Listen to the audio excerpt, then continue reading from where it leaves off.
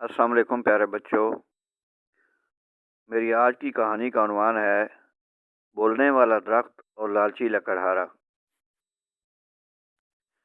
دانیال لکڑہارا بہت غریب اور محنتی تھا۔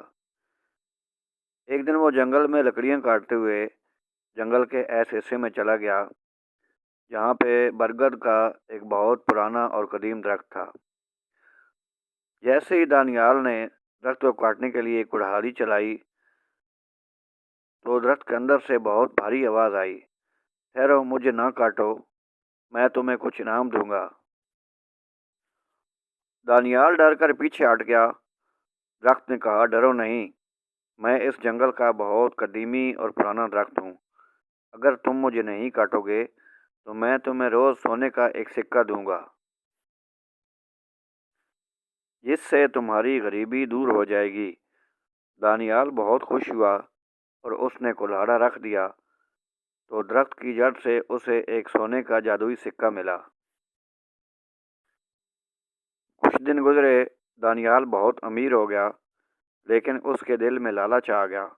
اس نے کہا، میں روز ایک سکہ لیتا ہوں، اس درخت کے اندر تو بہت سے سکے ہیں، کیوں نہ میں اس درخت کو کاٹ کے سارے کلاڑی لے کر پہنچا۔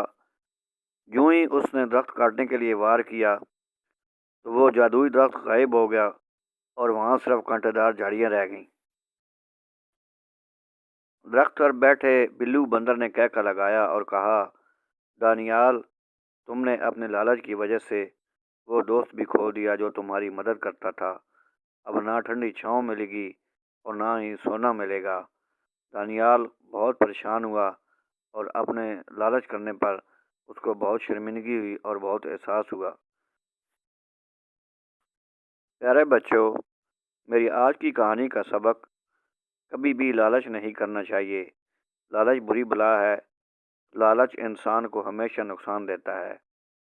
اگر میری کہانی اچھی لگے تو لائک اور سبسکرائب ضرور کریں اور بیل آئٹم کو دبائیں۔